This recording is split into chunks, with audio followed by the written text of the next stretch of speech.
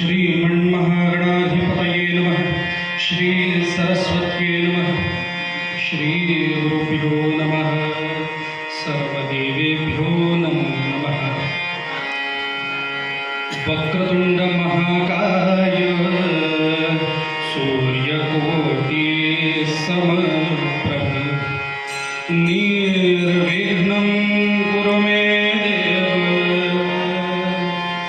सर्वकार्येषु सर्वदा। अविरतमदजगनिवहं भ्रमरकलानिसेवितकपोलम् अभिमतफलदातारं कामेशं गणपतिं वन्दे। शारदां भोजवदनाम्बुजे सर्वदा सर्वदास्माकं सन्निधिं क्रियात्। ध्यायेताजानुबाहु धृतशरधनुषं बद्धपद्मासनस्थं पीतं वासो वसानं नवकमलदलस्पर्धिनेत्रं प्रसन्नं। वामाङ्गारूढसीतामुखकमलमिलल्लोचनं नीरदाभं नानालङ्कारदिक्तदनतं जटामण्डनं रामचन्द्रम्। मूकं करोति वाचालं पङ्गुं लङ्घयते गिरिं यत्कृपातमहं वन्दे परमानन्दमाधवम्।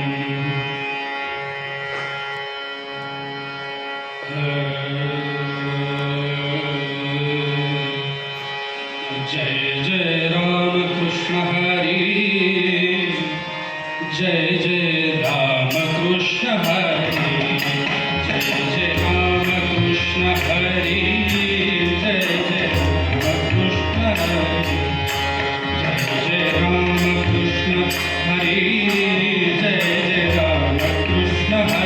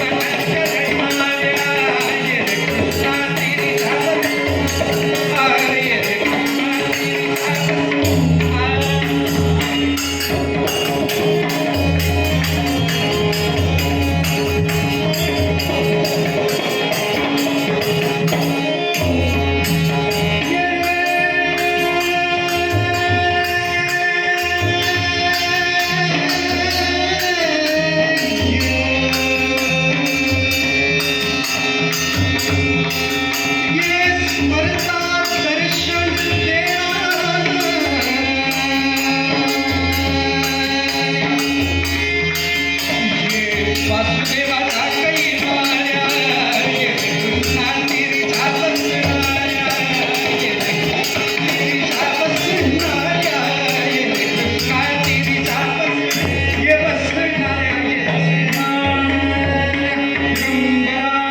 दिगंबरा दिगंबरा श्रीपाद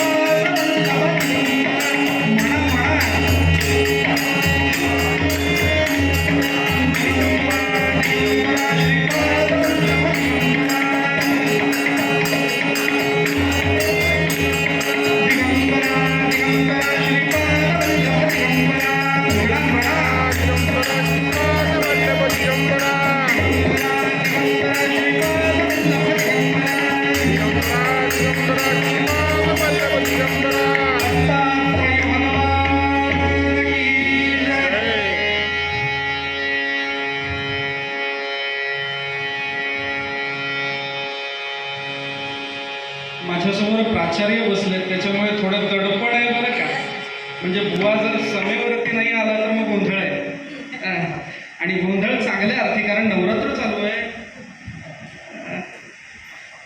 नंतर परिचय देताना त्यांनी सांगितलं 13 वर्षापासून कीर्तन सेवेत करत आहे, पण त्याच्यामध्ये थोडी दुरुस्ती करतो मी. 13 वर्ष नाही, वयाच्या 13व्या वर्षापासून आहे. आणि आज माझं तुमच्या समोर उभं असलेलं वय 22 आहे. त्याच्यामुळे माझं सर्वात पहिलं प्रेम वारकरी कीर्तन. त्याच्यामुळे पहिलं नारदीय कीर्तनाची झाकी रामकृष्ण हरीमध्ये बघितली. दत्त संप्रदायाची सुद्धा आपण नमनामध्ये येरे कृष्णा तिरीच्या वसणाऱ्या बघितलं. मग बुवा अभंग निवडताय, मग किमान अभंग तरी एखादा तुमच्या वारकरी पठडीतला होऊन जाऊ दे. त्याच्यामुळे साताराकर पठडीतली चाल अभंगाला निवडतो. आणि अभंग धर्माला धरू नये बरं का. जी गोष्ट धरता येते ती धर्म, आणि त्याच्यामुळे धर्म धारयती इति धर्मः. त्याच्यामुळे दोघांनी पण चांगलं धर. आणि मी मग पंढरीनाथ भगवान की जय. त्याच्यामुळे अभंग म्हणायचा. धर्माचे पालन करणे पाखंड खोडन, करणे पाखंड खंडन, करणे पाखंड खंडन. धर्माचे पालन करणे पाखंड खंडन, करणे पाखंड खंडन, करणे पाखंड खंडन.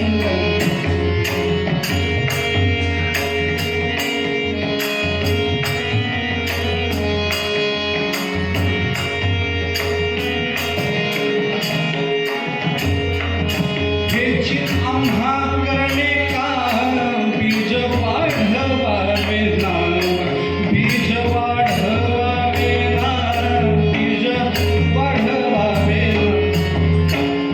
तीक्ष्ण उत्तरे हाती घेऊनी पान फिरे, हाती घेऊनी पान फिरे, हाती घेऊनी पान. धर्माचे पालन करणे पाखंड खंडन, करणे पाखंड खंडन, करणे पाखंड. नाही भीड भार तुका म्हणे साना थोर, तुका म्हणे साना थोर, तुका म्हणे साना.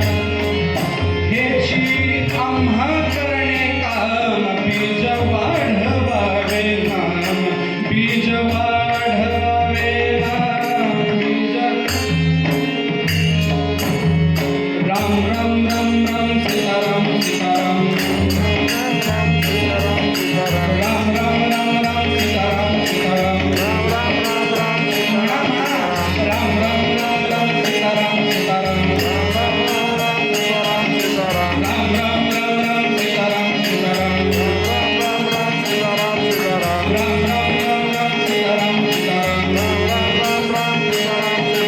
राम राम राम राजा राम सीताराम, राम राम राम राजा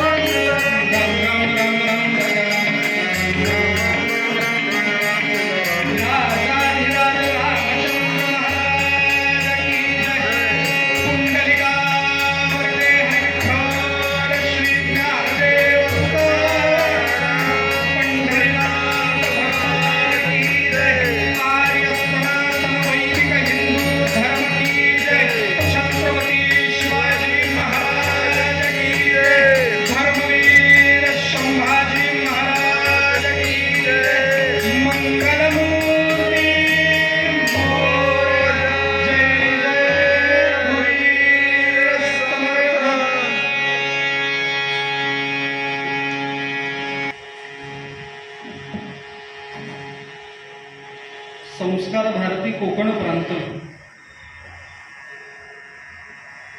आणि राष्ट्रीय स्वयंसेवक संघ, मी जो विषय निवडलाय धर्म, आपल्याला अभिवचन माहितीच आहे. यदा यदा हि धर्मस्य ग्लानिर्भवति भारत अभ्युत्थानम अधर्मस्य तदात्मानं सृजाम्यहम्. धर्मावरती ग्लानी आली की त्या ग्लानी करता मी उतरत असतो, असं भगवंताचं अभिवचन.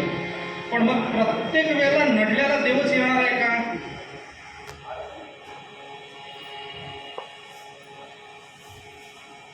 हिरण्यकश्यपूसारखा राक्षस जन्माला आला, त्याने त्रास द्यायला सुरुवात केली, पण त्याला वरदान आहे, जळातही मारता येत नाही, स्थळातही मारता येत नाही, घरात नाही, बाहेर नाही, कुठे मारणार? त्याच्याकरता देवाचा अवतार आवश्यक आहे. नंतरच्या काळात त्रेतायुग, रावणाचा काळ, ज्याला मारण्याकरता भगवंताने अवतार घ्यावा असं क्रमप्राप्तच आहे, त्याला माणसं काहीच करू शकत नाही. आणि मग द्वापार युग, कंस आणि चाणूर. कंस आणि चाणूराला मारण्याकरता सुद्धा क्रमप्राप्त भगवंताशिवाय बाकी कोणी मारू शकत. पण कलियुगी माझारा झाला अधर्मसारा. बाबर आला का? कुठे आला? भारतात आला, आमचं राम मंदिर पाडलं. मग अशा दुष्टांचा अंत करण्याकरता देवाला अवतार घेण्याची काय गरज? आम्ही आहोत ना सक्षम, आम्ही आहोत ना सक्षम. मग त्याच्यामुळे प्रत्येक वेळेला देवालाच काम न लावता देवाचं काम हलकं कसं करता येतील त्याच्याकरता भक्तांची नांदियाळी तयार होते. आणि त्याच्यातल्या ह्या दोन नांदियाळ्या, पंढरीनाथ भगवान की. आणि त्याच्यामुळे राष्ट्रीय स्वयंसेवक संघ असो, संस्कार भारती असो, किंवा यासारखे अनेक उपक्रम जे राबवत असलेले आहेत, अशा अनेकांच्या कार्याचा हेतू एकच आहे, धर्माचे पालन करणे, पाखंड. आणि मुळात कीर्तन सेवेला सुरुवात करायची म्हटल्यावर थोडं परिहार देणं गरजेचं आहे. यावर्षी राष्ट्रीय स्वयंसेवक संघ याला 100 वर्ष पूर्ण होत आहेत बरं का. सत्य संकल्पाचा दाता नारायण. एकदा का सत्य संकल्प हातामध्ये धरला आणि त्याच्याने कार्य करण्याची सुरुवात केली तर त्याला भगवंत बळ दिल्याशिवाय राहत. आणि तेच हे स्वरूप मूर्त स्वरूपामध्ये आज एवढं मोठ्या भव्य स्वरूपामध्ये आपल्याला दिसून येतं. आणि त्याच्यामुळे धर्मधारयति हि इति धर्मः, त्या धर्माच्या तत्वज्ञानावरती चालून हे जे काही खटाटोप चालू आहे त्या खटाटोपामध्ये 100 वर्ष पूर्ण झाल्या प्रकरणी ज्या महाराष्ट्रामध्ये वेगवेगळ्या ठिकाणी कीर्तन सेवा होणार आहे. सध्या तरी 3च तारखा बुक आहेत. आजची इथे, उद्याची मसूर आश्रम, परवाची आगाशी, त्याच्यानंतर आता पुढे कुठे जावं लागणार आहे माहिती नाही. पण ही कीर्तनं होत असताना या ठिकाणी तुमच्या सर्व संयोजकांनी आजच्या या मंगळाचरणाच्या रूपाने ही जी कीर्तन रूपी सेवेची संधी मला दिली याच्याकरता तुमचे आभार. तत्बरोबर तुमच्या सगळ्यांची साथ संगत, भगवंताने दिलेली दाद आणि माझ्या कीर्तनाची झालेली सुरुवात. पंढरीनाथ भगवान जय म्हणत चला. आपण काही हिरण्यकश्यपूच्या दरबारात बसलो, त्याच्या दरबारात होतं, देवाचं नाव घ्यायचं, टाळ्या वाजवत चला. एक टाळी जो न वाजवी टाळी त्याते यम कवटाळी.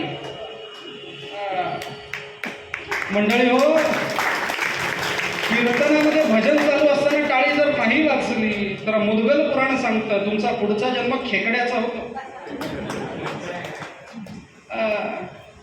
मग सापडाल मालाडमध्येच एखाद्या कुठल्या तरी बाजूला कुठल्या तरी बीचवरती खेकड्या रूपाने, आणि मग तुमची बायको तुम्हाला घरात घेऊन येईल. आणि मग खेकडं करताना सर्वात पहिले खेकड्याचे काय तोडले जातात?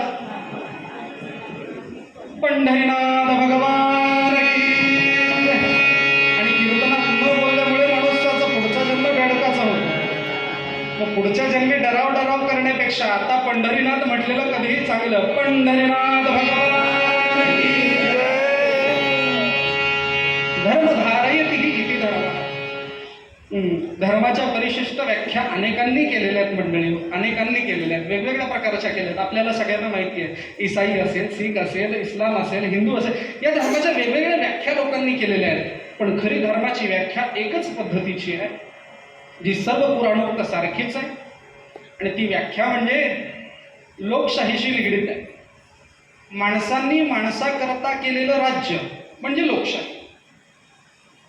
अगदी त्याच पद्धतीने माणसाने माणसासारखं वागणं तयानाम धर्म, आणि जगात एकच धर्म आहे, मानवता. काय कमाल आहे ना. गेल्या अनेक वर्ष संपूर्ण जगावरती राज्य करणारं, अख्ख्या जगामध्ये प्रसिद्ध झालेलं आणि माणसाने माणसासारखं मानवतेचा धर्म जर जगाच्या पलीकडे कोणता असेल तर तो आपला सनातन धर्म आहे. याचा आपल्याला गर्व असायला हवा की म्हणजे हे धर्म. आणि दुसरी अजून कमाल म्हणजे माणूस जन्मतः हिंदूच असतो. माणसाचा जन्म झाला की तो हिंदूच असतो. त्याच्यानंतर कापून छापून जे होतं ते अधर्म. पंढरीनाथ भगवान मालाडकर व्यवस्थित आहेत ना, जरा झोप वगैरे नाही ना. संध्याकाळची वेळ आहे आणि 4:30-5 वाजून गेलेले आहेत. त्याच्यामुळे काय सांगता येत. बुवाने अभंगच असा निवडलाय की ज्याची व्याख्या करताना खरंच गोंधळल्यासारखं होणार आहे. कारण आम्हाला आमचा धर्मच कळला नाही. नेमका आमचा धर्म कोणता.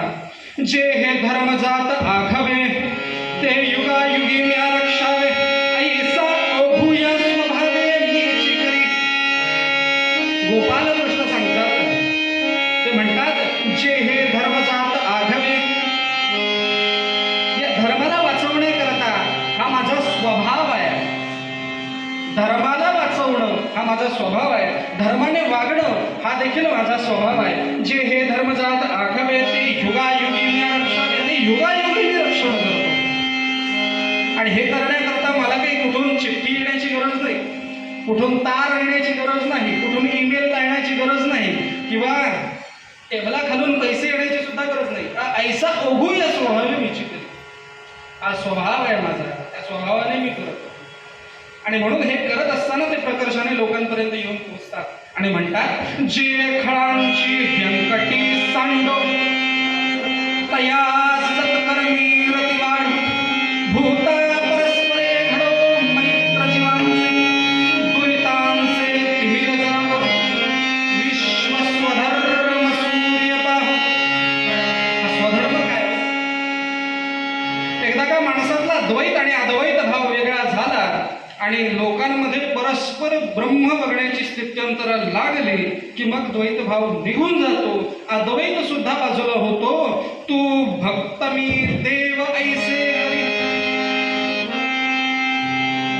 अशा वेळेला ब्रह्म ज्ञान हवंय का. नकोय. नको ब्रह्मज्ञान, आत्मस्थिती भाव पण नकोय. मी भक्त तू देव. आणि एकदा का असं केलं की विश्व स्वधर्म सूर्य पा. जे जे खळांची व्यंकटी सांडो. वनी सांडो हा शब्द वापरलाय बरं का. पसायदानामध्ये आहे तसाच शब्द वापरतोय. जे खळांची व्यंकटी सांडो. खळांची व्यंकटी म्हणजे माणसाच्या मनातलं खल हा भाग निघून जावा, पण तो सोडावा नाही, तो सांडावा. बुवांनी बाजूला खडी साखर आणली आहे, ती बुवा खाताय. बाजूला पाणी ठेवलंय, ते पाणी बुवा पित आहे. खडी साखर जर पडली तर आपण त्याला काय म्हणणार, खडी साखर पडली. पण ती खडी साखर उचलून मला परत खाता येते ना. पण पाणी पडलं तर कोणी असं नाही म्हणणार पाणी पडलं, काय म्हणतील पाणी सांडलं. खडी साखर पडली तर ती उचलून खाता येते, पण पाणी एकदा सांडलं तर ते पुन्हा घेऊ शकत नाही ना. त्याच्यामुळे जे खळांची व्यंकटी सांडो, एखादी गोष्ट निघून गेली ती परत आणता येत नाही अशी अवस्था आली. विश्व स्वधर्म सूर्य पहा. आणि एकदा का तो विश्व स्वधर्म सूर्य पाहिला की मग त्याच्यानंतर कुठल्याही गोष्टीची उणीव राहत नाही. मुळात मनामध्ये द्वैत भाव नसल्यामुळे चांगल्याचेच विचार येतात. आणि एकदा का चांगले विचार आले की भगवंत तो पूर्ण केल्याशिवाय राहत. जो जे म्हणशील तो ते लाहो प्राणी जात. पण मुळात धर्माची व्याख्या करत असताना कर्तव्य धर्म आणि स्वभाव धर्म या दोनही गोष्टी प्रामुख्याने संतांनी आपल्यासमोर मांडलेल्या आहेत. कुत्रा भुंकतोय, मांजर ओरडतीय, हा तिचा विशिष्ट स्वभावाचा धर्म आहे. घोडा वेगाने पळतो, सिंह डरकाळी फोडतो, हे त्यांचं स्वभाव धर्म आहे. मग त्या पद्धतीने माणसाला जन्म घातलाय, या अर्थी माणसाचंही काहीतरी धर्म असणार आहे की नाही. झेंझी बनून रील्स अपलोड करणं हा माणसाचा धर्म, वेगवेगळ्या आकृत विकृत चाळे करून इंस्टाग्राम आणि फेसबुक जाम करणं हा माणसाचा धर्म, याचं त्याला त्याचं त्याला अमक्याला ढमक्याला ते करून एक दुसऱ्यांमध्ये वाद निर्माण करणं हा माणसाचा धर्म. माणसाचा धर्म नेमका काय? मुळात माणसाचा कर्तव्य धर्म हा माणसाला त्याच्या गर्भातच शिकवला जातो, पण आपण तो विसरतो. शंकराचार्य खूप सुंदर रचना करतात. ते म्हणतात, पुनरपि जननम पुनरपि मरणम पुनरपि जननी जठरे शयनम इह संसारे बहुदुस्तारे कृपया पारे पाहि मुरारे भज गोविंदम गोविंदम भज मूढमते. आईच्या गर्भामध्ये जे बाळ असतं ना, साधारण 4 महिने झाल्यानंतर विकृत मासाचा तो गोळा असतो, त्याला काही आकार आलेलं, जसं 5व्या वर्षानंतर 5व्या महिन्यानंतर 6व्या महिन्यामध्ये पदार्पण आहेत, अंगावरती हातपाय निघालेत पण त्वचा नावाचं. आणि एकदा का 6वा महिना ओलांडला की मग आपल्या सगळ्या स्त्रियांना माहिती आहे, डोहाळे पूर्वा, मग आंबट खाणार, मग चिंबट खाणार, मग तिखट खाणार. मी इकडचं नाही सांगत, आमच्याकडचे सांगतोय मंडळी. जंगलामध्ये जायचं, मातीत पाणी टाकायचं आणि त्या मातीचा वास घ्यावा, असं डोहाळे. ते दगड आणि मातीचे डोहाळे जर लागत असतील तर काय जन्माला येणार आहे ते देव जाणे. आणि मग असे काही डोहाळे लागले की मग स्त्रियांचं खाणं चालू होतं. आणि मी नंतर सांगितलं, त्यांनी MSc ऑर्गॅनिक केमिस्ट्रीमध्ये शिक्षण पूर्ण नाही, ते आता चालू आहे. तर मुळात याच्यामध्ये होणाऱ्या शरीराची उष्णता त्या बाळाला अतिशय दाहक करते आणि ते बाळ पोटातल्या पोटात गुदमरायला लागतं, ते हातपाय मारायला सुरू होतं आणि आपण आनंदाने पोरगं ना पोटात लाथ मारतंय. ते लाथ नाही मारत आहे, तो गुदमरतोय. आणि अशी अवस्था एकदा का त्या बाळाला प्राप्त झाली की त्या पोटामध्ये त्याला बघण्याकरता दुसरं तिसरं कोणी नाही हो. आणि अशी अवस्था प्राप्त झाली की त्याला देवाशिवाय कोणी आठवलं आणि मग तो धावा करायला सुरुवात करतो, नारायण रमा रमण नारायण रमा रमण नारायण रमा रमण. नाट्यगीताची चाल वेगळी आहे, पण आपण इथे धावा करतोय म्हटल्यावर चाल बदलायला हवी. त्याच्यामुळे ते बाळ सतत देवाला म्हणतात, नारायण रमा रमण नारायण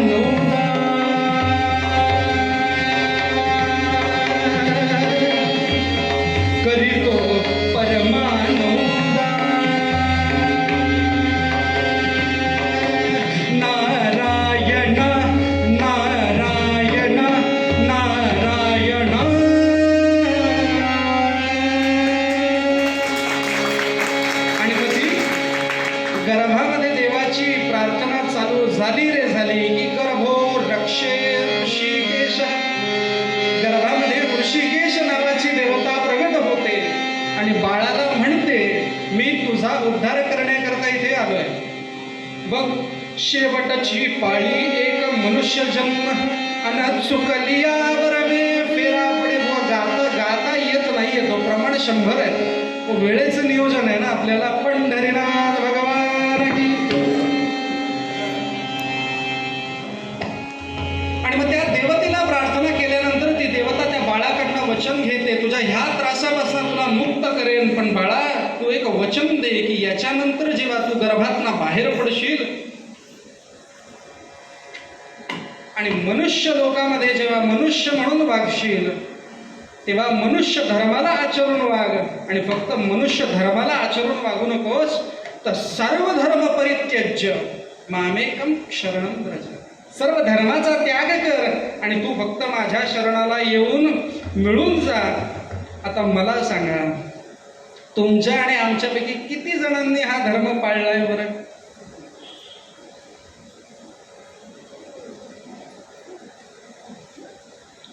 देवाच्या नामचिंतनाला धरून, चांगल्या लोकांची संगत धरून काहीतरी चांगली कामं करावी असं आजपर्यंत किती जणांना जमलंय?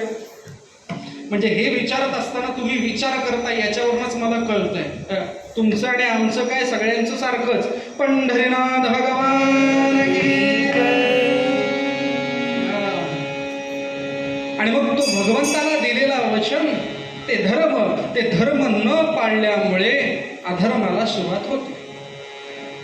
कारण माणसाला नेहमी काहीतरी हवं असतं ना, आणि त्या हव्याच्या पोटी तो काही शांत राहत. लहान मूल चॉकलेट पाहिजे, चॉकलेट मिळालं समाधान.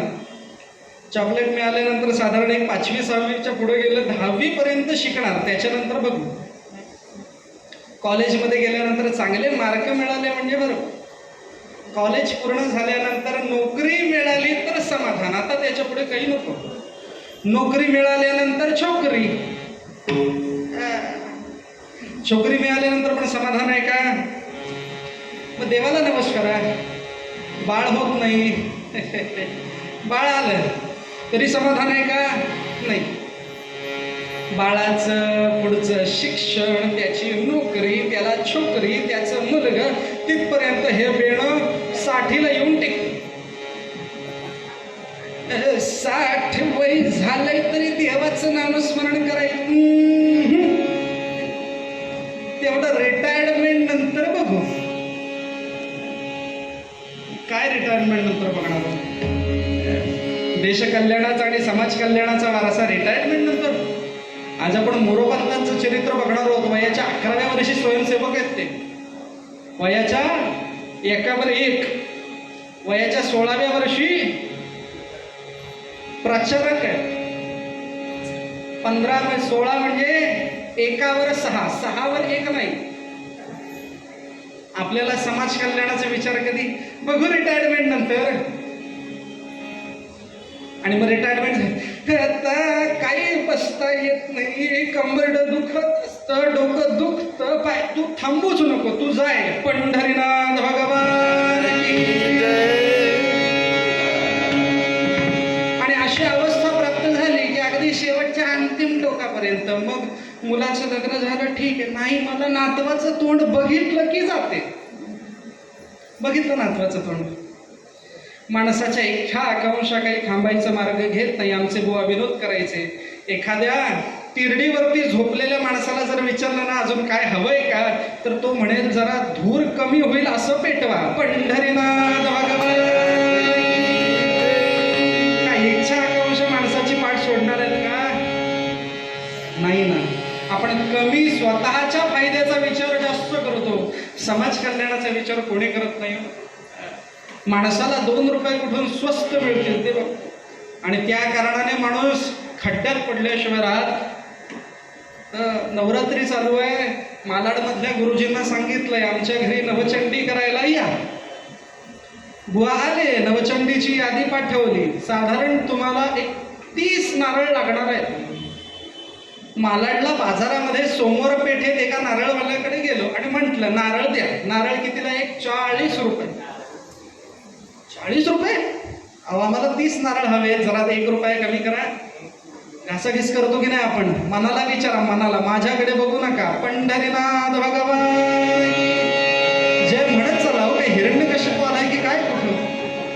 घाबरू नका, बुवाच आहेत. पंढरीनाथ भगवान की जय.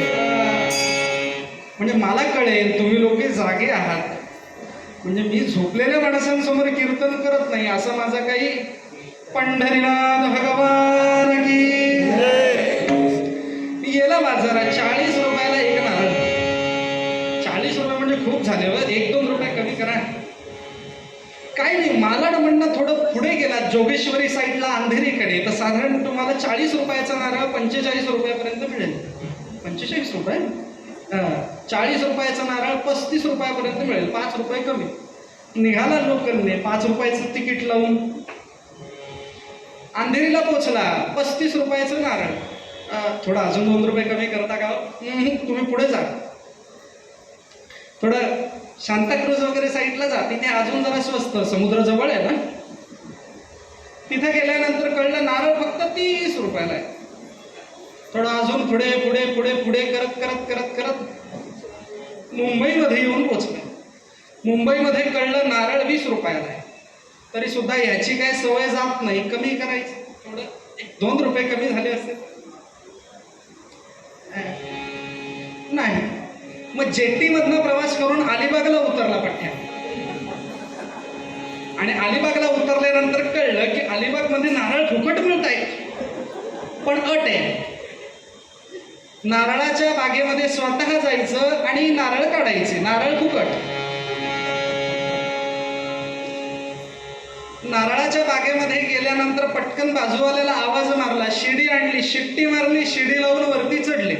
शिडी कळतं ना तुम्हाला, म्हणजे सगळे मराठीच आहे, शुद्ध मराठी समजण्यास नाही तर आजकाल.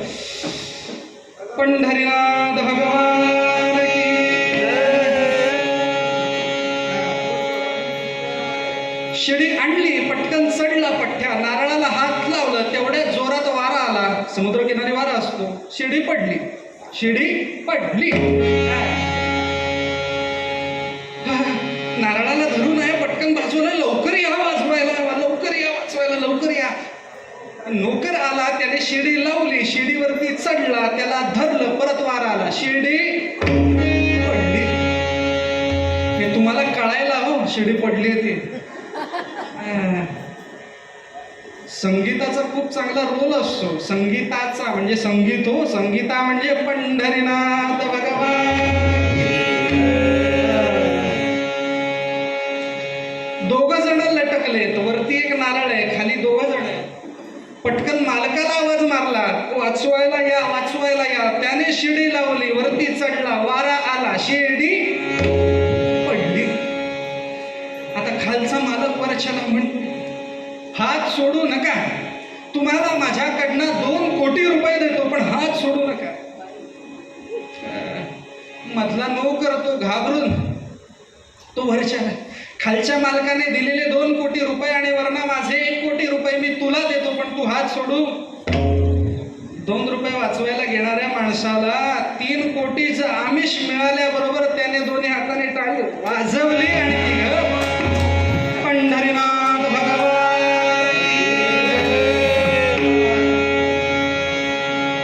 कर्तव्य धर्माला अशी माणसं जागणार आहेत असं तुम्हाला वाटतं? आणि म्हणून तुकोबारायाने हा सगळ्या आदेशानंतर लिहिलेला श्लोक आहे. धर्माचे पालन करणे, पाखंड कीर्तन. धर्म म्हणजे प्रत्येक वेळेला देवतार्चनच करा असं नाही आहे. उपासनेची शक्ती तर हवीच, पण शक्तीची उपासना सुद्धा. नाहीतर आमचं दिवसभर माळ घेऊन जपणं चालू आहे आणि शत्रू येऊन आमचं सगळं लुटून येऊन गेला तरी आम्ही श्रीमंत. गजनीने 16 वेळा सौराष्ट्र लुटलंय, पण तरी सुद्धा आम्ही त्याच्यात सोनं भरतोय. आम्ही जागरूक नाही. देवाचे भक्त, देव काय तू बघून घेईल, पण देव सुद्धा कामचुकार माणसाला पावायला काही बसलेला. तुझ्या मनामध्ये भाव असला पाहिजे, पण त्या भावाबरोबर जर तुझ्या मनगटामध्ये ताकद नसेल तर त्याला वाचवण्याकरता मी बसलेलो. न धरी शस्त्र करी मी, सांगेन युक्तीच्या गोष्टीच्या. हातामध्ये शस्त्र घेऊन मी नाही येणार आहे, ते तुलाच शिकायचं आहे. हे अर्जुना पाशुपतास्त्र तू स्वतः शिक. हे अर्जुना गांडीव धनुष्य चालवायचा प्रयास तू स्वतः कर. प्रॅक्टिस मेक्स मॅन परफेक्ट आहे ना. स्वतः मेहनत करून त्या गोष्टी मिळव. त्या कशा चालवायच्या हे मी तुला सांगणार आहे. बुवा तुम्हाला मालाडला कीर्तनाला जायचं आहे. कुठून निघणार आहात? कलिनामधनं निघणार आहात ना. अच्छा, सांताक्रूजला या आणि भाईंदरला जाणारी कुठलीही गाडी पकडा. तुम्ही पोचणार म्हणजे पोचणार. पण बुवांना डोकं नावाची गोष्ट असायला पाहिजे ना. मालाड आल्यानंतर बुवांनी उतरलंच पाहिजे. नाही तर बुवा भाईंदरची गाडी चालली आहे आपली, पोचवेल आपल्याला मालाडला. ती मला पोचवल्याशिवाय राहणार पंढरीनाथ भगवान. त्याच्यामुळे सांगणारे बहुत आहेत, पण कसं चालायचंय हे तुला शिकायला हवं. आणि हे एकदा का मी शिकलो की धर्मातल्या पाखंडांचं खंडन झालंच. आणि म्हणून तू बराय म्हणतात, धर्माचे पालन करणे पाखंड खंडन, हेच महाकरणे काम बीज वाढवावे नाम. एकदा का नाव वाचलं की मग बऱ्याच वेळेला त्रास द्यायला लोक येतात ना. तुमचं काय धर्माच्या नावावरती धंदा चालू केलाय तुम्ही, तुम्हाला काय घेणं देणं आहे. माशांकरता तिखट वाक्य आहे, तीक्ष्ण उत्तरे हाती घेऊन या बाण फिरे. बाण म्हणजे हातामध्ये प्रत्येक वेळेला शस्त्रच नाही हो. तुकोबारायांकडनं ह्याच्यापेक्षाही खूप चांगलं शस्त्र आहे त्यांच्याकडे. ते म्हणतात, आम्हा घरी धन शब्दांची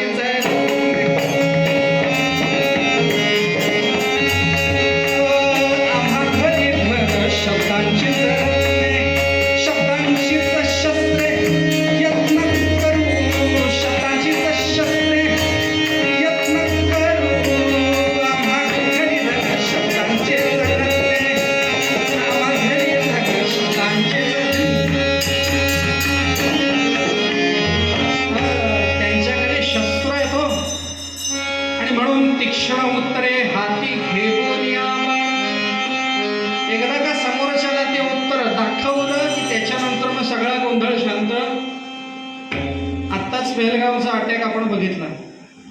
त्याच्यानंतर भारताने ऑपरेशन सिंदूर राबवल्या. दुसऱ्या दिवशी पाकिस्तान रडत आमच्या मुलांना आणि बाळांना मारलं तुम्ही सीमेवरच्या. मग आतंकी हमले करताना तुम्हाला सुचलं नाही का? प्रत्येक वेळेला सीज फायरचं रडगाणं का करायचं? प्रत्येक वेळेलाच बऱ्याच जणांना असं वाटतं शांतता टिकवण्याकरता संयम महत्वाचा आहे आणि माणसाचं धर्मपालन सुद्धा महत्वाचं. कारण शांतता टिकवायची म्हटली की युद्धाला विराम द्यावं लागतं. हे भाकड तत्वज्ञान 1950 नंतर पूर्णपणे खोडलं गेलं. कारण जगामध्ये देशामध्ये जर शांतता टिकवायची असेल तर त्याचा मार्ग हा युद्धाच्या दिशेने जातो. जिथपर्यंत युद्ध होत नाही तिथपर्यंत बुद्ध स्थापित होत नाही, आणि जिथपर्यंत ते स्थापित होत नाही तिथपर्यंत शांतता येत पंढरीनाथ भगवान. आणि त्याच्यामुळे शांततेचा मार्ग सुद्धा युद्धाकडून जातो की नाही. त्याच्यामुळे तीक्ष्ण उत्तरे हाती घेऊन बाण फिरे. आणि हे एकदा करायचं म्हटलं की नाही भिडभार. तुका म्हणे साना थोर. प्रत्येक वेळेला याच्याकरता मोठ्याचं छोट्याचा विचार करायचा का?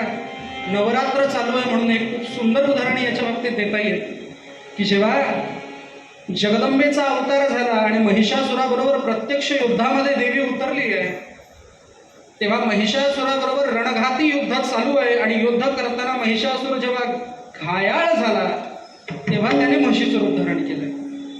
आधी तो पुरुष वेशामध्ये, नंतर त्याने म्हशीचं रूप धारण केलंय, म्हणजे व्याकुलतेचं रूप धारण केलंय. पण मग देवीने म्हटलंय, तू जर व्याकुलतेचं रूप धारण करणार असशील आणि माझ्यासमोर जर क्षमा मागणार असशील तर अशांना मी क्षमा करायला बसलेली. ततो वाहन केसरी सप्तशतीमध्ये खूप सुंदर वर्णन आहे. अशा वेळेला देवीने केसरी नावाच्या स्वतःच्या सिंहाला पाठवलंय आणि अर्ध महिष आणि अर्ध पुरुष अशा रूपामध्ये त्या महिषासुराचा अंत झाला आहे. त्याच्यामुळे असं करताना तो लहान आहे का, तो व्याकुळ आहे का, तो शांत आहे का, तो छोटा आहे की मोठा आहे, या गोष्टींचा काही विचार नाही. धर्माकरता सगळे सारखेच. नाही भीडभार तुका म्हणे साना थोर.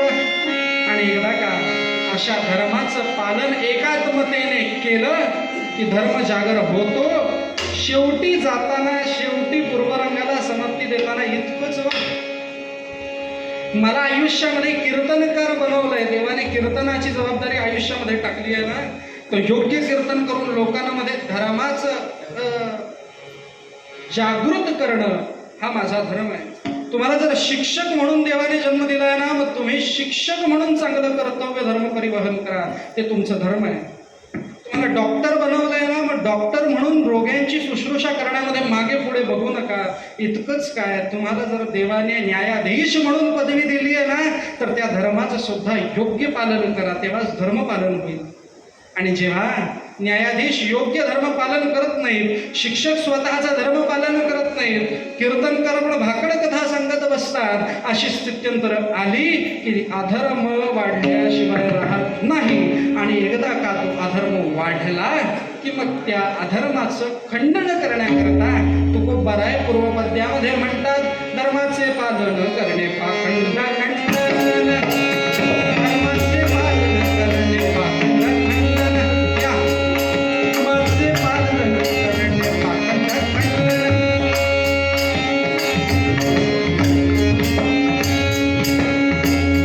हेची आम्हा करणे काम, हेची आम्हा करणे काम, बीजवध.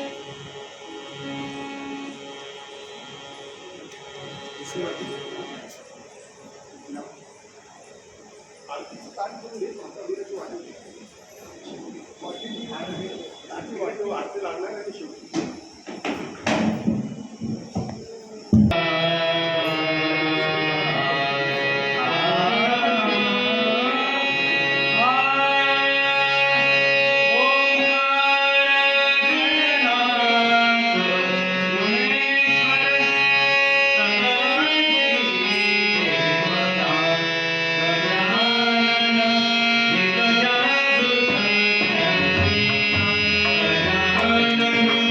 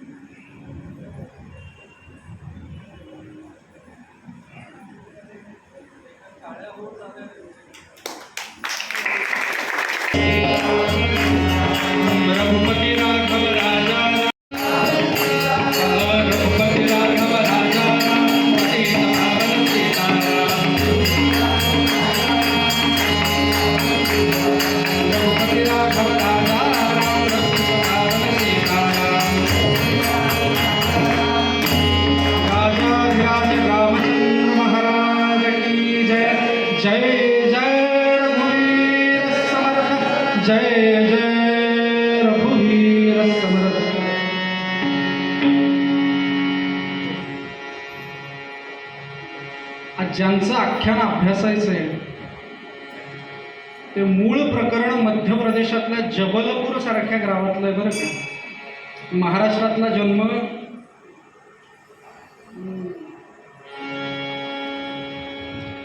आणि जन्मतारीख सुद्धा सुंदर आहे. 21 सप्टेंबर जन्मतारीख आहे. आज किती तारीख आहे? 22. म्हणजे कधी झाला त्यांचा बर्थडे? 1919 सालामध्ये त्यांचा जन्म जबलपूर सारख्या गावी झालाय. आणि काय म्हणावं त्यांच्या बाबतीत, हो हो हो हो हो.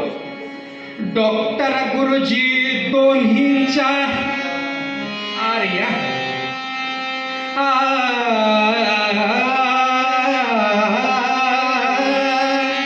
डॉक्टर गुरुजी दोन्हींच्या सन्निधी वाढले हे नर.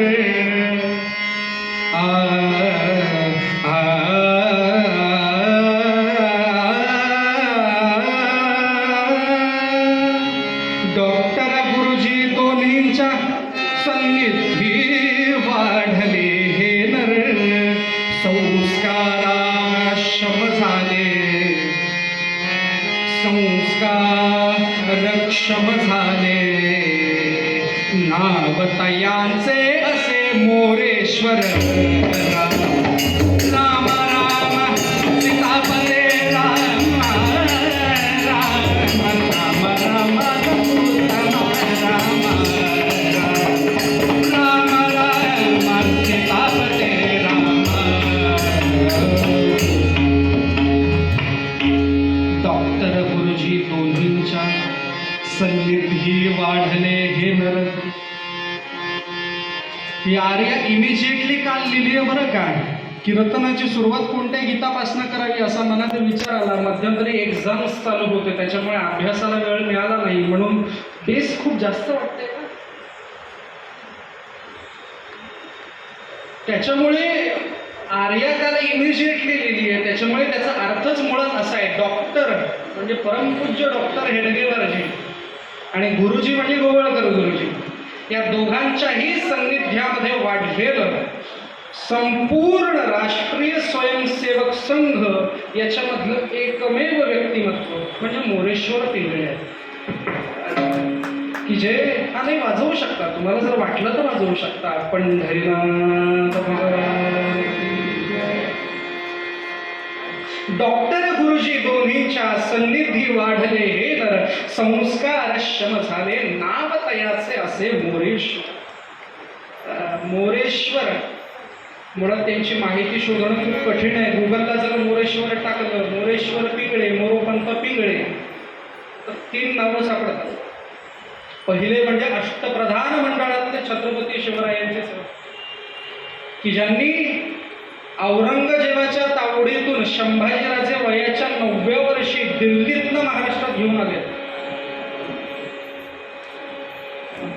म्हणजे धर्माकरता कसं चांगल्या गोष्टी करताना स्वतःला त्रास झाला तरी चालेल, पण धर्म वाचवायचा हे काहीतरी या नावाला लगटूनच आहे नाही. दुसरे मोरेश्वर म्हणजे बारामतीकर आपले सगळ्यांचे प्रिय मोरोपंत, कविवर्य मोरोपंत. आर्यासारखा वृत्त डोक्यावरती घेऊन समग्र मोरोपंतांनी जेवढ्या आर्या केल्या तेवढे श्लोक सुद्धा आज अस्तित्वात. भयानक 108 रामायण लिहिले. त्याच्यातलं एक रामायण सांगतो, निरोष्ठ रामायण, ज्याच्यामध्ये ठ त प फ ओठाला ओठ लागतील असे शब्द नाही आहेत. म्हणजे साधारण ओठाला ओठ लागलं, ओठाला ओठ लागले अर्थात आपलेच.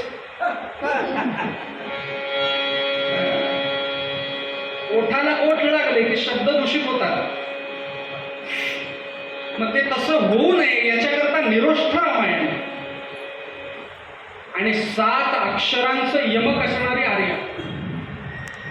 गगनात लक्ष गेले गेले उड्डाण जनन समयास, जनन समयास जन्माच्या वेळेला. आणि दुसरी वेळ नटभैरव नावाच्या रागातली. उपमा काय वदावी या ब्रह्मांडी जन न समयास. पहिला जनन समय असं जन्माच्या वेळेला, आणि दुसरं म्हणजे जन न सम यास.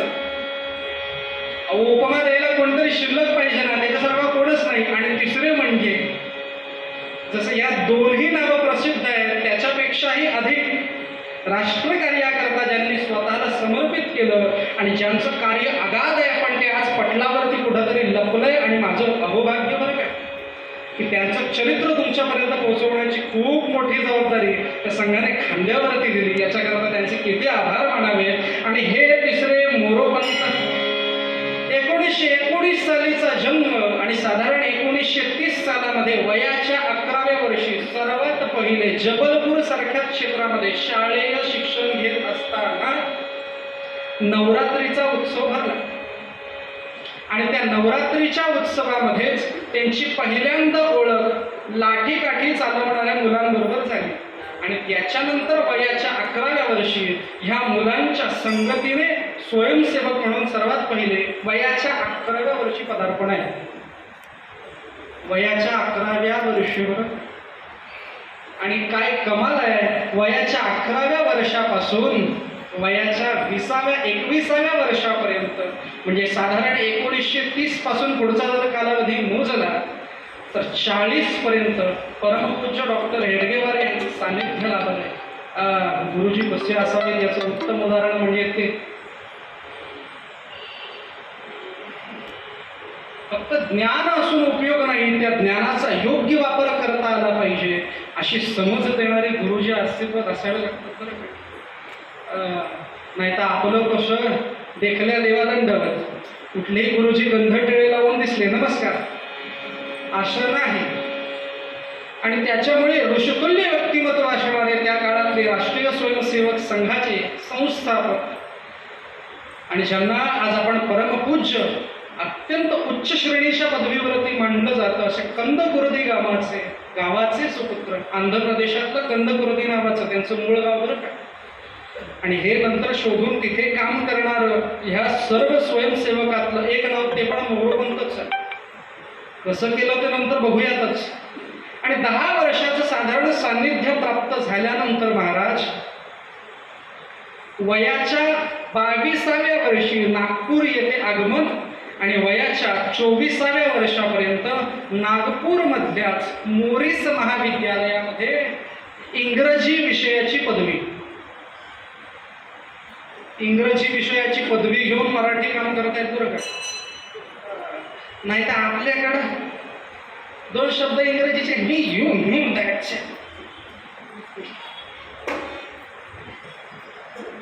आता सध्या केंद्राने आपल्यावरती लादलंय, लोक भरपूर विरोध करतायत. अहो हिंदी दबाव नको आपल्यावरती, हिंदी म्हणजे बाकीची भाषा. आपण मराठीला स्वतःजवळ घेतलं पाहिजे. मराठीला स्वतःजवळ घ्या, मी असं म्हणेनच, घ्याच, ती पूज्यच आहे आपल्याकरता, अभिजात भाषा आहे. पण हे सगळं असताना मराठी आणि हिंदी बरोबर इंग्रजी लादली जाते, त्याचं काय? आपण हिंदीचा विरोध केला, आपण इंग्रजीचा विरोध केला का? आता माझ्यावरती फेक माणसं येतील, Gupta are you mad, you not understand that English is a global language. English global language आहे का? मग आमच्या भारताच्या संस्कृतीचं काय? आमची संस्कृत भाषा कुठे गेली? Gupta are you mad, English is a global language. You know, I very proudly say that English is a global language, but Sanskrit is a mother of all languages. Sanskrit ही देवजननी आहे, ही वेदजननी आहे, आणि तीच जर आम्ही विसरलो तर आमचा उत्कर्ष कसा होणार? आणि म्हणून वयाच्या 24व्या वर्षी सहप्रांत प्रचारक म्हणून आहे, आणि प्रांत प्रचारक करत असताना नागपूरमध्ये स्वतःची कारकीर्द चालू आहे. स्वयंसेवक गोळा करावेत, सगळ्या लोकांना एकत्र धरावं. समर्थांचं अभिवचन आहे ना, बहुत लोक मेळवावे, एक विचारे भरावे, कष्टे करून घसरावे लेंछावरी. सगळ्या लोकांना एकत्र करायचं,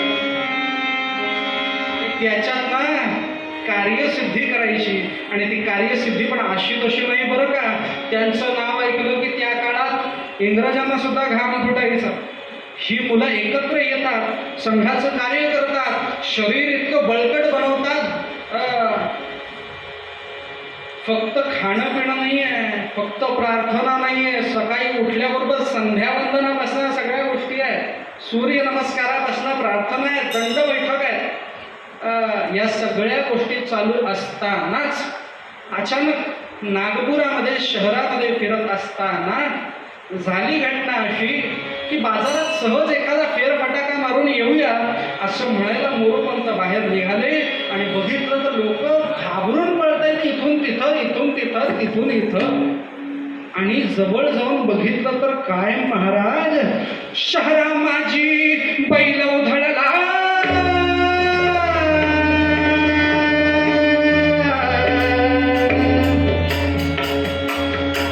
शहरात माझी बैल उधळला, सुटला धावा धावा,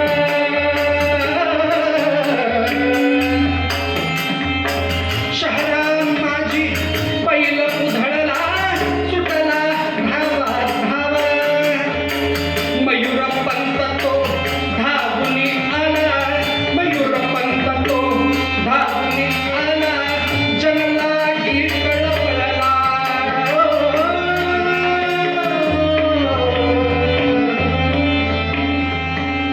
एक बैल असा धावत आला. आता कोणच त्याला आवरेना अशी स्थित्यंतर झाल्याबरोबर दोन्ही हात पुढे केले आणि बैलाबरोबर झुंजायला सुरुवात केली आहे महाराज. आणि अशी झुंज केली आहे की त्या बैलाला शेवटी नमवलंय आणि लोकांचं रक्षण केलं. स्वयंसेवकाचं पहिलं कर्तव्य हेच आहे. आपल्याला बोलले नाही येत ना, आपण कशाला जायचं. आज कराटेमधनं ब्लॅक बेल्ट झालेली किती मुलं आहेत, पण असं असताना सुद्धा रेल्वे स्टेशनवर मुलींच्या छेडखाणीमध्ये काही कमी झाली आहे का. आमचे बुवा विनोद करायचे. एका माणसाने स्वतःच्या मुलीकरता अतिशय उत्तम असा कुस्त्या करणारा माणूस निवडला लग्नासाठी. दिवसाला 20-20 कुस्त्या. जावई करायला ह्योच. लग्न लावलं, जावई मानपानाला घरी आला, अधिक मासानिमित्त आला किंवा कशालाही आला, पण आला. आणि जावई आल्यावर नाकाचा मोती ठेवी गहाण, सेवा केली आणि जावई आता घरी जायला परत निघाला आणि वाटेमध्ये 4 दरोडेखोरांनी त्याला लुटलं. आणि फक्त लुटलं नाही तर बेदम मारलं. मारल्यानंतर सासरे बुवा जेव्हा त्याला घ्यायला गेले, अहो तुम्ही कुस्तीपटू म्हणून तुमचं लग्न माझ्या मुलीशी लावून दिलं, तुम्ही का त्यांच्याबरोबर प्रतिकार केला नाही, स्वतःला लुट. नियम म्हणजे नियम. आमच्या गुरुजींनी सांगितलं, तुम्ही जाताना मला फक्त 4,000 रुपये दिले, पण आमच्या गुरुजींनी आम्हाला सल्ला दिलाय 20,000च्या खाली कुस्ती करायची नाही.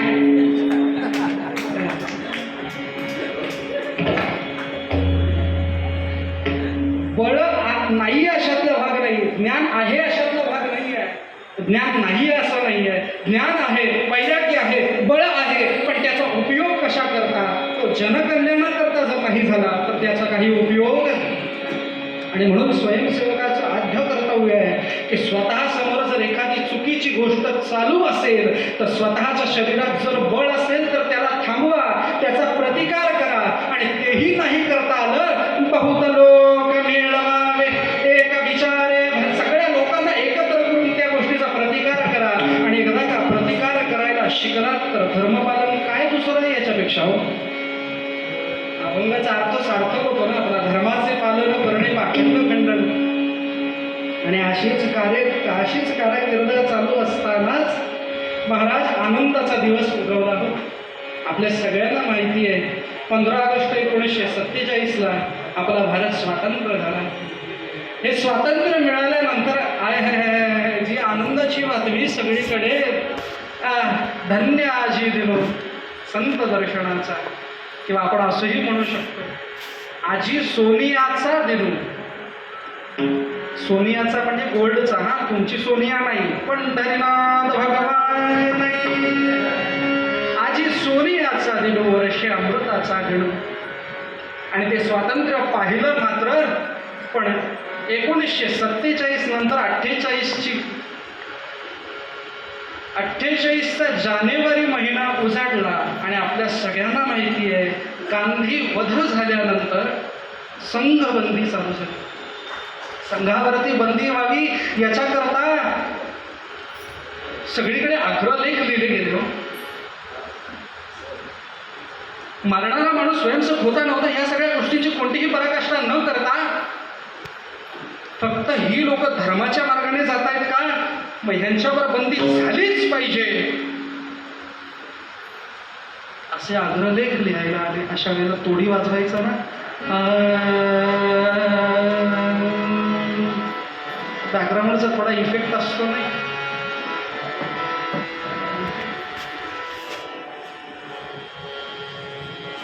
घरं जाळली गेली, घरातल्या स्त्रियांना बाहेर काढलं जात आहे आणि हे फक्त त्यांच्या बाबतीत होत आहे. जी लोक प्रतिकार करू शकत नाही त्यांनाच मारलं जात आहे. जी बळदंड आहेत, जी त्यांचा प्रतिकार करू शकतायत अशांना कोणी काहीच बोलत नाहीये. आणि अशी अवस्था झाल्यानंतर संघबंदी उठाव करावा याच्याकरता मोरोपंतांनी 1948 साली उपक्रम राबवला. पहिल्यांदा असा मनामध्ये विचार आला की फक्त 3 किंवा 4 हजार स्वयंसेवक येतील. पण तो आनंदाचा दिवस आला महाराज.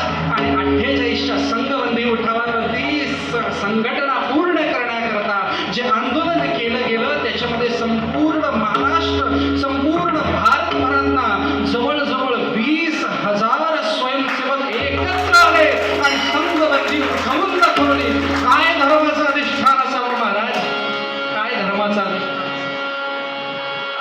काय धर्माचं पालन याच्यापेक्षा दुसरं असावं महाराज. आणि हे सगळं करत असताना स्वतःच्या मुळाला विसरायचं का, स्वतःच्या कुळाला विसरायचं का, स्वतःच्या गुरुजींना विसरायचं का, तर नाही महाराज.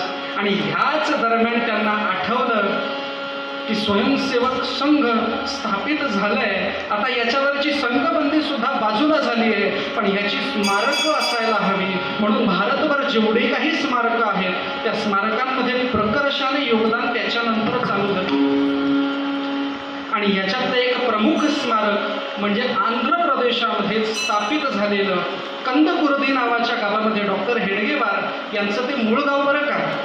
आणि त्या मूळ गावामध्ये त्यांची कुळदेवता स्थापित केली. फक्त कुळदेवता स्थापित नाही केली हो, फक्त कुळदेवता स्थापित नाही केली तर कुळदेवतेचा कुळाचार सुद्धा चालू केलाय त्यांनी.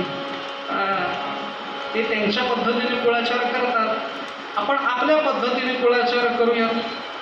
वा, नवरात्र चालू आहे, पहिला दिवस आहे आणि बुवाला जर एखादं देवीचं भजन सुद्धा येत नसेल तर कशाला बुवाला इथं उचलून आणलंय आणि उभा केलाय. आणि त्याच्यामुळे महाराज आंध्र प्रदेशामधल्या कंदकुर्दी नावाच्या गावामध्ये जगत भवानी स्थापित केली आणि त्याच्यासमोर महाराष्ट्राच्या पद्धतीने कुळाचार चालू झालाय. अण्णाती निर्गुण प्रगटली भवानी, अण्णाती निर्गुण प्रगटली भवानी, महिषासुर मर्दना लागली, विविधतापाची करावया झाडली, विविधतापाची करावया झाडली, भक्ता माग तू पावती निर्वाणी, योगवा योगवा मागे योगवा योगवा मागे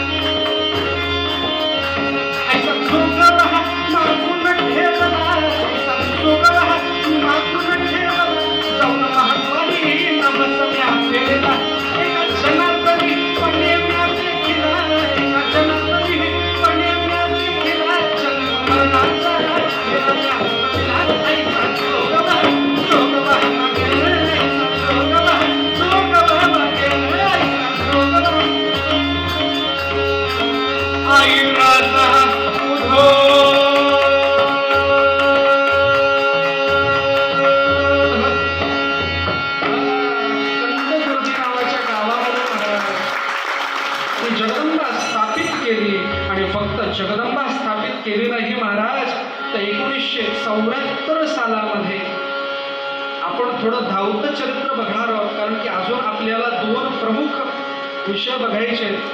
त्याच्यातला पहिला विषय म्हणजे सरस्वती नदीचा आणि दुसरं म्हणजे राममंदिर प्रकरण आहे. त्याच्यामुळे आपण धावत्या वेगात हे चरित्र बघणार आहोत. अहो मंडळी, फक्त एवढंच केलं नाही तर 300वी राज्याभिषेक सोहळा, 300वा राज्याभिषेक सोहळा 1974 साली रायगडावरती तितक्याच भव्य आणि दिव्य स्वरूपामध्ये साजरा केला. फक्त साजरा नाही केलाय तर शिवरायांची सामूहिक आरती केली बरं का, सगळ्यांना घेऊन सोबत. आपलं कसं असतं, मेवा मिळतोय ना, पैसे मिळतायत ना, आपण घेऊ वाटून, कशाला लोकांना सांगायचं. सगळ्या लोकांना एकत्र घेतलंय आणि रायगडावरती सामूहिक आरती चालू केली आहे. आणि छत्रपती शिवरायांच्या एकछत्रतेखाली पुन्हा एकदा या राष्ट्राला बळकटी मिळावी याच्याकरता स्वयंसेवकांना एकत्र घेऊन पुन्हा एकदा छत्रपतींकडे तीच आराधना केली आहे. सावरकरांनी लिहिलेली आरती त्यावेळेला म्हटली गेली होती बरं का, मला हे काल कळलं. जी आरती म्हणजे अंगामध्ये रोमांचित करणारी आहे. जय देव जय देव जय जय शिवराया, या या अनन्य शरण आर्य तारण्या. आर्यांना तरण्यात होता तुम्ही या. अहो, या देशावरती आक्रमण झाले, आर्यांच्या देशावर म्लेच्छांचा भाव आला आला सावध होतो शिवभूपाय. सदगतिता दे माता दे तुझ हा केला, करुणार्व घेऊन तू विनय नका ठेवा. जय देव जय देव जय जय शिवराया, या या अनन्य शरणा आर्य तारा जगदंबा माता. आणि त्याच दरम्यान आपल्या सगळ्यांना माहिती आहे 1975 नंतरच्या पुढच्या 2 वर्षामध्ये आणीबाणी जाहीर झाली आहे. आपत्कालाची स्थिती असताना भूमिगत असून जवळजवळ 18 महिने वेगवेगळ्या योजना राबवल्यात त्यांनी. त्याच्यातली एक प्रमुख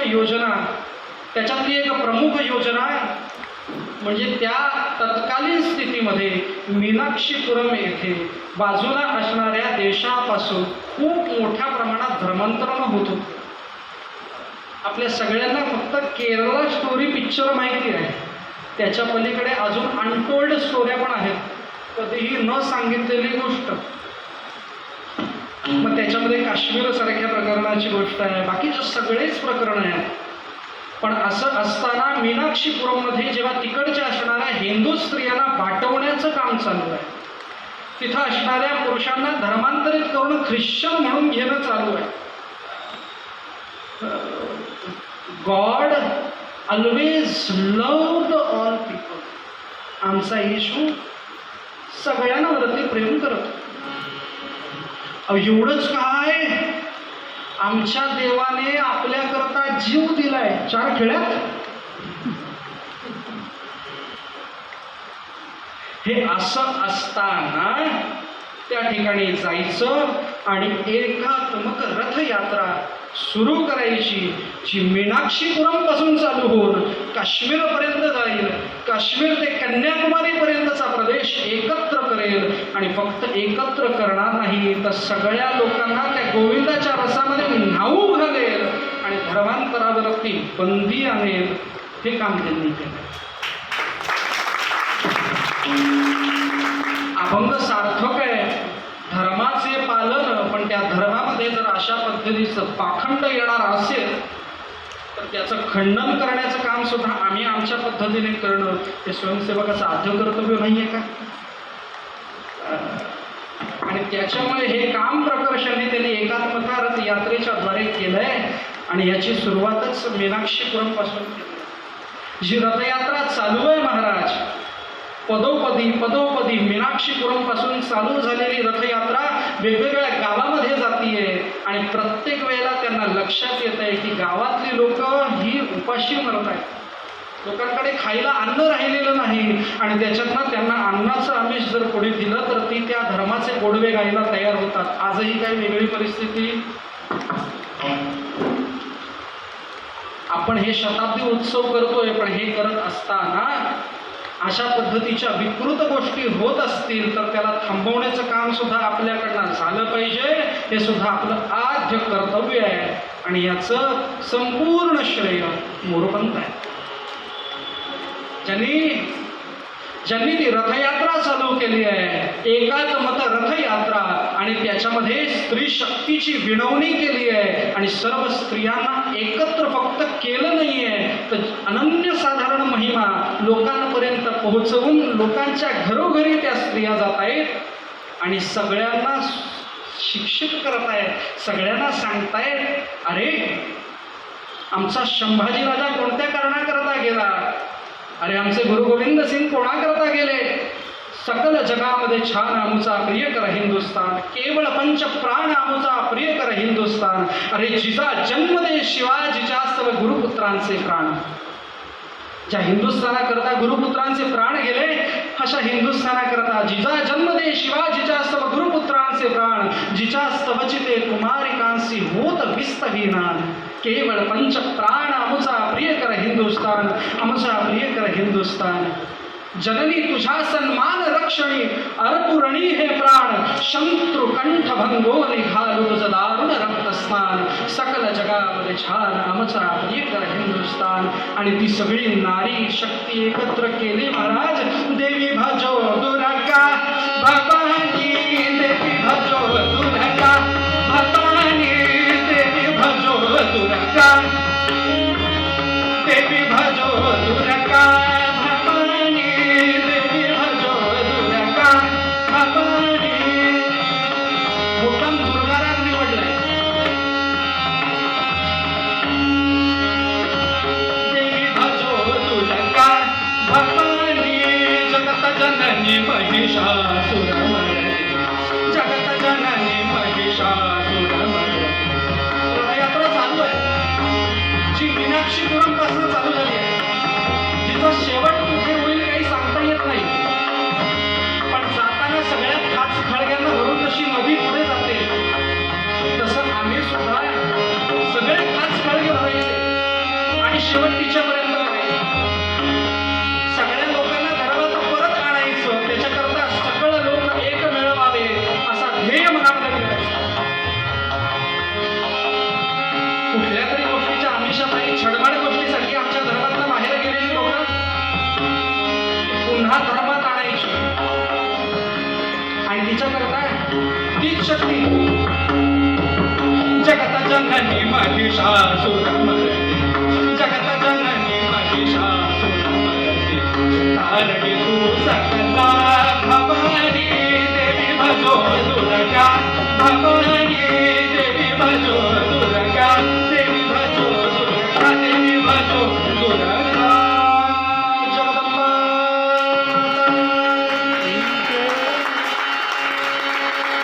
कुठल्या तरी छडबाड गोष्टीच्या पायी अडकलेली सर्व अंधजन एकत्र करायची, आपल्या धर्मात परत आणायची. हे खूप अवघड काम आहे बरं का. धर्मांतरित झालेली माणसं गेली की आपण हे आता गेलात ना त्यांच्या धर्मात तिथेच राहा, पुन्हा येऊ नका.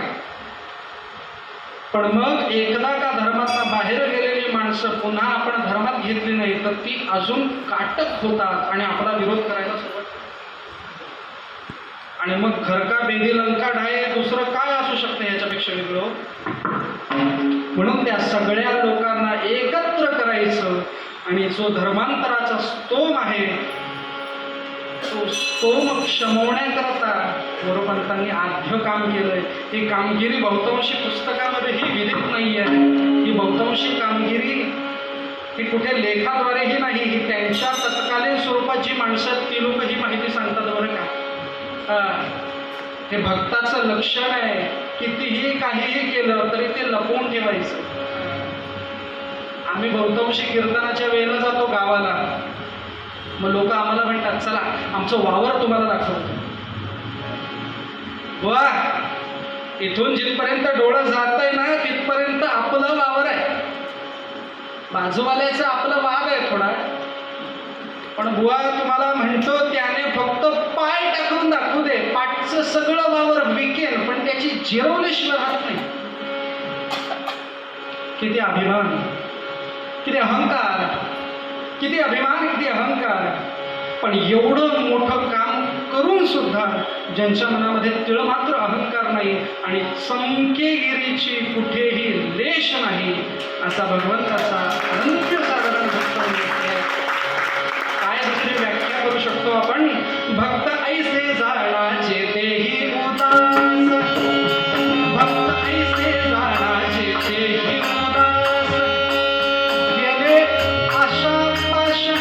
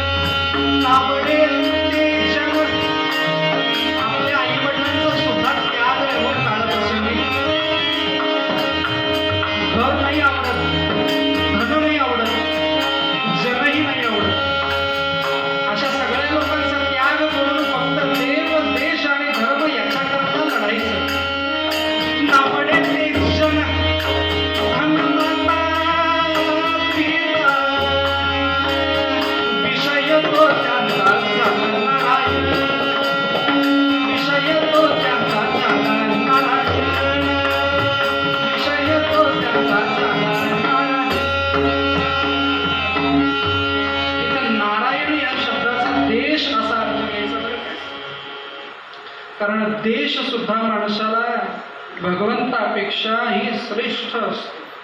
जननी जन्मभूमिष्य स्वर्गादपि गरीयसी. त्याच्यामुळे भगवंताची आराधना आहेच, पण ती करत असताना माझ्या भूमीबद्दल माझं प्रेम नसेल, माझ्या देशाबद्दल माझं प्रेम नसेल तर मग काय अर्थ आहे? मी सहसा मराठीच्या बाबतीत जर बोललो तर लोकांना बुवा तुम्ही हिंदीचं उदात्तीकरण करालच, कारण तुम्ही गुप्ता ना, गुप्ता म्हणजे युपीचे,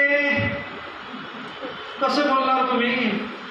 अहो पण एवढ्या वर्षाची अनघत असणारी जवळजवळ 5000 वर्ष जुनी संस्कृत भाषा आणि जवळजवळ 1000 ते 2500 वर्ष जुनी आपली मराठी भाषा इतकी गोड आणि अवीट भाषा असताना आपण आपली संस्कृती सोडून बाकीच्या संस्कृतीला का कवटाळावं? हा त्याचा मूळ उद्देश असला पाहिजे. इंग्रजी शिका असं नाही म्हणत, इंग्रजी शिकू नका. कटू सत्य आहे, कानाला वाईट आहे, पण खरंच सत्य आहे. आपुल्या घरात हाल शोषिते मराठी, स्वतःच्या घरामध्ये. आम्ही सत्यनारायणाच्या पूजेला गेलो, पटकन म्हटलं तबक आणा, तर ते शोधत बसतात. बुवा यादीत कुठे तबक नाही लिहिलंय. म्हणजे तबक म्हणजे नेमकं काय? अलीकडे त्याला मराठी भाषेमध्ये प्लेट असं म्हणतात. कुंकू हा शब्द सुद्धा मराठी नाही आहे बरं का. कुंकुम ह्या हिंदी शब्दाचा अपभ्रंश आहे. मराठी मूळ शब्द पिंजर असा आहे. आणि हे तुम्हाला गुप्ताने सांगावं याच्यापेक्षा काय दुसरं? पंढरीनाथ भगवान. त्याच्यामुळे ज्ञानेश्वरांनी सुद्धा सांगितलं की जर इंद्राबरोबर माझी पैज लागलीच ना तर मी त्याला सुद्धा पैजेत हरवून टाकेन. कसं? माझी मराठीची बोल कौतुके, ते अमृताचे ही पैजा जिंके, ऐसी अक्षरे रसिके मिळवीन. या मराठीचे नगरी ब्रह्मविद्येचा सुगारू करी, घेणे देणे सुखची मरी, हे या जगा पंढरीनाथ. आणि हे मोरोपंतांच्या चरित्रात का सांगावं? कारण मूळ जबलपूरचे आणि कारकीर्द मीनाक्षीपुरमपासून सुरुवात केली आहे. म्हणजे इकडच्या माणसाला इकडं मान मिळतोय याचा अर्थ काहीतरी नक्कीच विशेष आहे की नाही. इथं गल्लीत आपल्याला कोणी ओळखत नाही आणि आपण म्हणायला काय त्यांचं काही काम नाही, नुसतं फक्त धर्माच्या नावावर. त्यांनी केलेलं कार्य असं आहे की एकदा का सांगितलं एकात्मता रथयात्रा चालू करायची तर जवळजवळ लाखापेक्षा अधिक माणसं एकत्र येतात आणि रथयात्रा चालू करतात. हा अधिकार त्यांचा. संस्कृतीला धरू नये बरं का. नाही तर आजकाल इंग्रजीमधला स्नातक काय 12वी सायन्स झालेली मुलं पण काय तुमचं ते धर्म आणि कसलं काय ते पूजा पाठ काय देव प्रसन्न होणार आहे का त्याने. ते बंद करा तुमचं कर्मकांड. कर्मठपणा बंद करा. मोरोपंत स्नातक झाल्यानंतर कर्मठ आहे. ते कर्मकांडाच्या बाबतीत कर्मठ नाही आहे तर ते कर्तव्य धर्माच्या बाबतीत कर्मठ आहे की ज्यांनी स्वतःची कर्मठता दाखवून दिली. माणसाने माणसासारखं वागणं हा धर्म लोकांपर्यंत मी रुजवून जिथपर्यंत राहत नाही तिथपर्यंत मी काही थांबत नाही. असं चालू असतानाच संघातलं एक विश्लेषण ज्याला आपण एक खूप गाजलेलं प्रकरण म्हणतो तो फतवा पूर्णत्वास आला आणि जवळजवळ 1980च्या कालावधीमध्ये 1989 1985 89 पर्यंत आपल्या संघाने आपल्या या भारतामध्ये या भारतभूचं जे वैभव हरवलं गेलं होतं त्या वैभवाला पुन्हा एकदा एकत्र आणण्याकरता स्वतःची कारकीर्द करणं चालू केलं.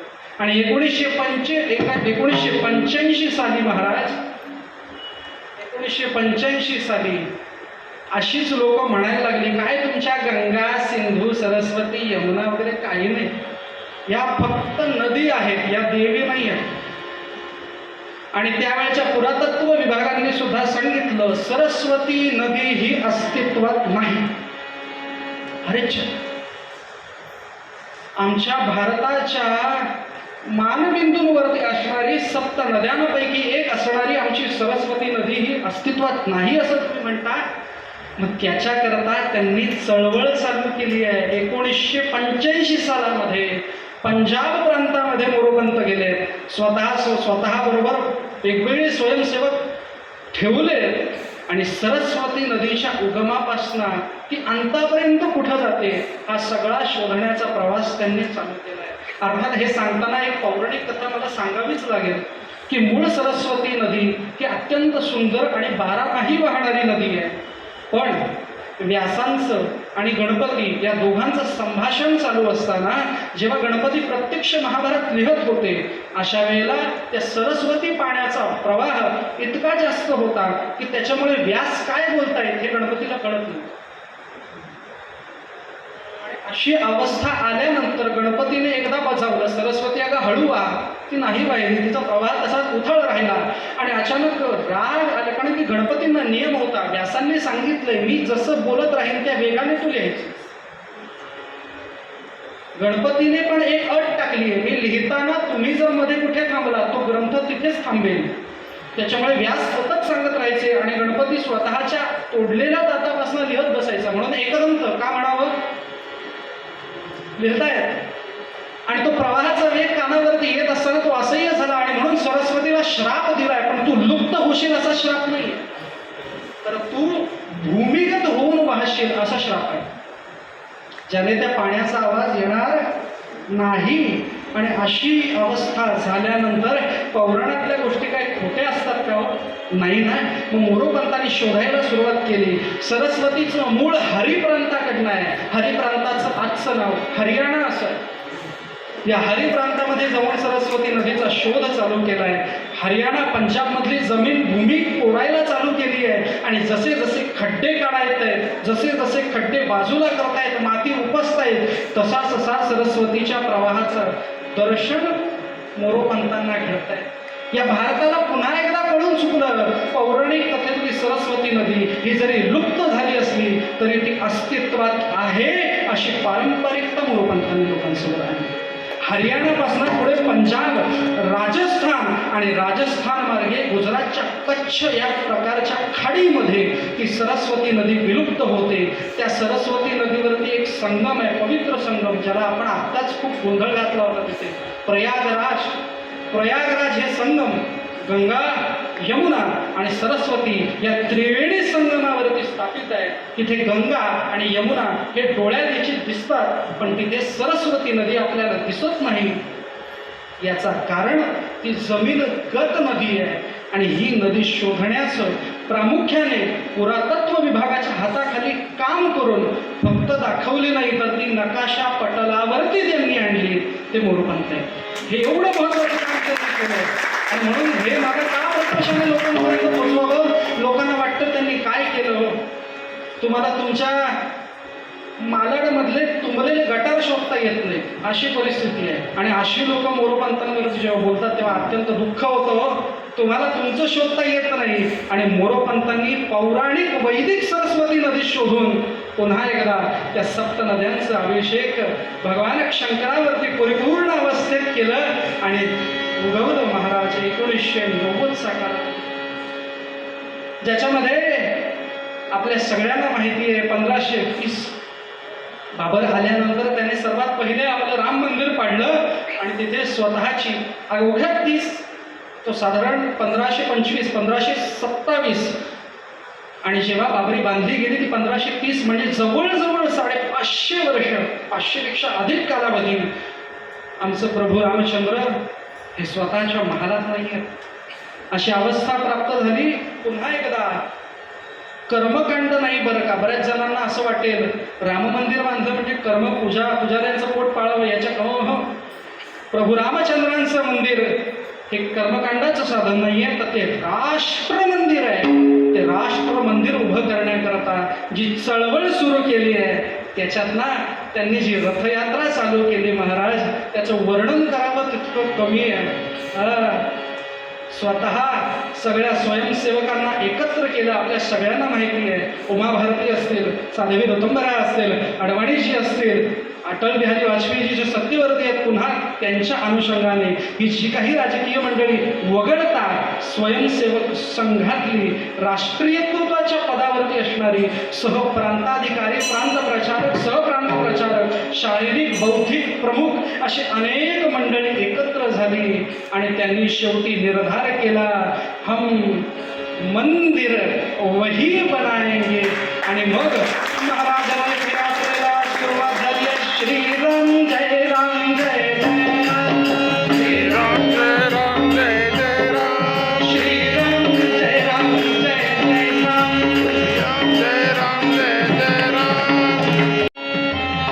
मीनाक्षीपुरम पासून कर्नाटकापर्यंत, पंजाब पासून राजस्थानापर्यंत, गुजरात पासून अगदी आंध्र प्रदेशापर्यंत सगळी मंडळी एकत्र आली आहेत. पायाने चालतायत. करसेवा नावाचं प्रकरण चालू केलंय. ज्यांनी प्रत्येकाने स्वतःच्या हातातल्या विटा आणायच्या, त्या प्रभू रामचंद्रांच्या सेवेकरता द्यायच्या. खारीचा वाटा उचलणारी सगळी मंडळी पायातनं चालतायत. कोणाच्या मध्ये कर्मकांडाचा उद्देश नाही, कोणाच्या मनामध्ये आमचा धर्म मोठा बाबा हा उद्देश नाही. सगळ्यांच्या मनामध्ये एकच उद्देश, आमच्या प्रभू रामचंद्रांचं मंदिर झालंच पाहिजे. श्रीराम जय राम जय जय राम, श्रीराम जय राम जय जय राम, श्रीराम जय राम जय जय राम, श्रीराम जय राम जय जय राम. आणि महाराज 6 डिसेंबर 1992 हा दिवस उगवला आणि ह्या दिवशी ती बाबरी ध्वस्त गेली, तो ढाचा पडला आणि आता मात्र प्रभू रामचंद्र स्थापित होणार या उद्देशाने सर्वजण आपापल्या घरी आनंदाने आले. काय कमाल आहे ना. मूळ दंगे हे 6 डिसेंबरला नाही चालू झाले. दंगे कधी चालू झाले? 8 डिसेंबरला चालू झाले.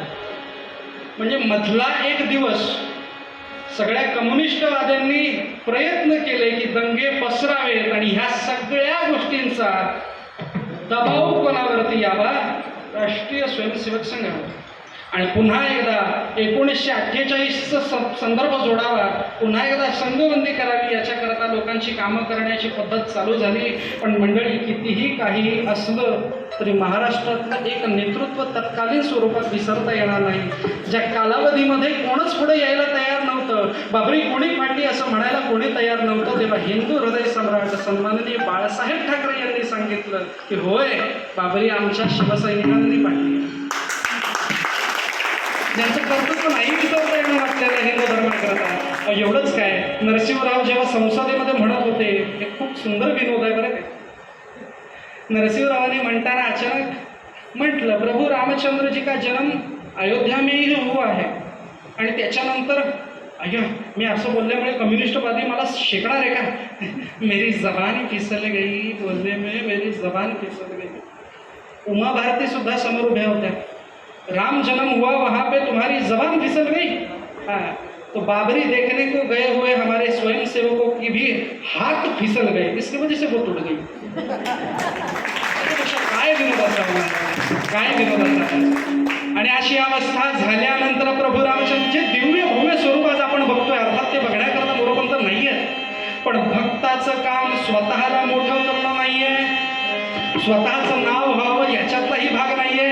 हे सगळं करत असताना या देवाकरता, देशाकरता, धर्माकरता मला काय समर्पित करता येईल हे काम भक्ताचं. आणि हे भक्ताचं लक्षण त्याने पूर्ण केलं. आणि धर्म काय असतो तो जगासमोर आणला.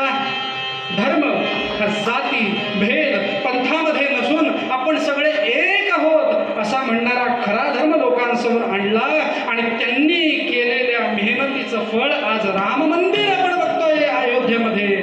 ते कार्य जर कोणी केलं असेल तर ते मोरबंद आहे. त्यांच्यासारख्या अनेक ऋषितुल्य व्यक्तिमत्वांमुळे आज ते उत्तम असं मंदिर आपल्या अस्तित्वात आहे. आणि ज्याच्यामुळे ते फक्त राम मंदिर नाही तर ते राष्ट्राचं प्रतीक असणारं एक धार्मिक स्थळ झालंय, ज्याच्यातनं रामराया कायम आम्हाला शक्ती देत असेल, कायम आम्हाला शक्ती देत असेल. तरी हो, फक्त एवढंच नाही तर शेवटी अंतिम क्षणापर्यंत त्यांनी देशाकरता जे काही बलिदान केलंय ते खरंच वाखाणण्याजोगं आहे, खरंच वाखाणण्याजोगं आहे. त्याच्यानंतर सहप्रांत प्रचारक म्हणून साधारण 8 वर्ष कारकीर्द त्यांनी बघितली आहे. आता मात्र आयुष्य स्वतःच संपत चाललंय असं त्यांना कळलं. हातापायाने काही आता स्थिरता होईना, अंगामध्ये असणारं पुरेसं बळ जेव्हा पूर्ण होईना तेव्हा नागपूरमधल्याच कार्यालयामध्ये आता रुजू व्हावं. आणि आता कृष्णाने जसं कार्य केलं, न धरी शस्त्र करी सांगेन युक्तीच्या गोष्टी चार, तसं स्वतः हातामध्ये काही न धरता पुन्हा राष्ट्र मंदिर कसं उभं राहील याच्याकरता त्यांनी कार्य करत करत करत करत शेवटी 30 ऑक्टोबर 2003 साली, मी का मुळात डेट सांगतोय कारण त्यांचा मृत्यू दिनांक 30 ऑक्टोबर 2003 आणि माझा जन्म 14 नोव्हेंबर 2003. त्याच्यामुळे त्यांच्या गेल्यानंतर बरोबर साधारण 15 दिवसांनी माझा जन्म. त्याच्यामुळे त्यांच्या बाबतीत माहिती गोळा करताना माझी जी दमछाक झाली असेल त्याची प्रत्यय तुम्हाला सगळ्यांना कीर्तनाच्या माध्यमातून आलाच असेल. अर्थात ऑक्टोबर 30च्या समयावरती बरोबर माध्यान्हाच्या समयावरती सूर्य मध्यांतरावरती येत असताना या भारत मातेकरता कायम स्वतःचा देह समर्पित केला. शेवटी प्रार्थना केली, हे भारत माते तुझ्याकरता हा देह कायमच समर्पित केला. नमस्ते सदा वत्सले मातृभूमे त्वया हिंदू भूमे सुखम वर्धितोहम महामंगले पुण्यभूमे त्वदर्थे पतत्वेश. आपण म्हणतो पतत्वेश, पण ते ददामीश कायो नमस्ते. स्वतःचं कार्य लोकांसमोर आणून दिलं की राष्ट्र मंदिरापासून सरस्वती नदी असू दे किंवा मीनाक्षीपुरमचं एकात्मता यात्रा असू दे, उधळलेला बैल असू दे, किंवा मग मला मिळालेली डॉक्टर हेडगे